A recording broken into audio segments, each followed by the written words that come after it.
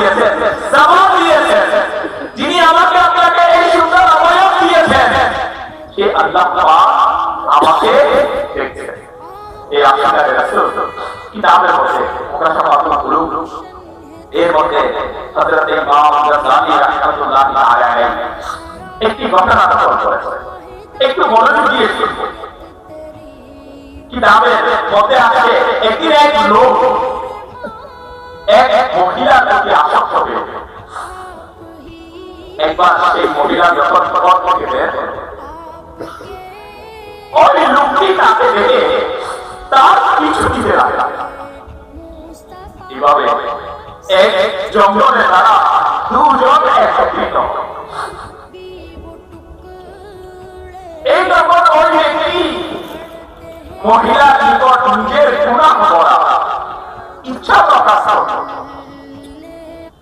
তখন ওই মহিলা ওই লোকের কাছে জিজ্ঞাসা করল, এখানে কি আমরা ছাড়া কেউ নেই জঙ্গলের মধ্যে? লোকটি চিন্তা করলো, হয়তো এই মহিলা তার খারাপ অবস্থাতে রাজি হয়ে গেছে। তখন লোকটি বলল, এই জঙ্গলে আমরা দুইজন শুধু আমরা দুজনে রয়েছে।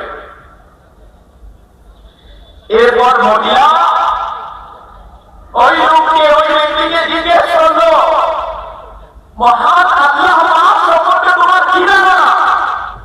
তিনি কি আমাদের দেখছেন?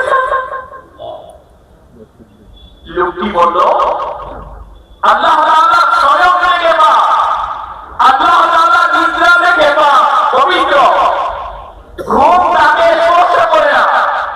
তিনি মানুষের কণ্ঠনালীর প্রধান রগ শ্বাস নিয়োগের চেয়েও অধিক নিকটে।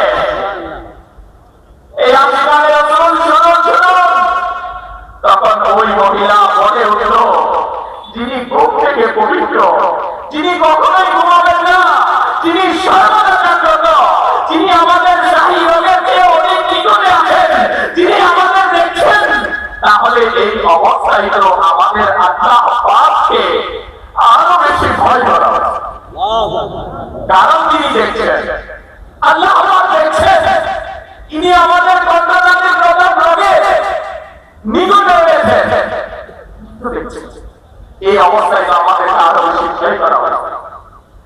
মহিলার এই কথা শুনে ওই আল্লাহ তাআলার বান্দার অন্তরে আল্লাহ পাকের ভয় জাগ্রত হলো এবং ওই ব্যক্তি তখন সত্যিকার তওবা করে সেই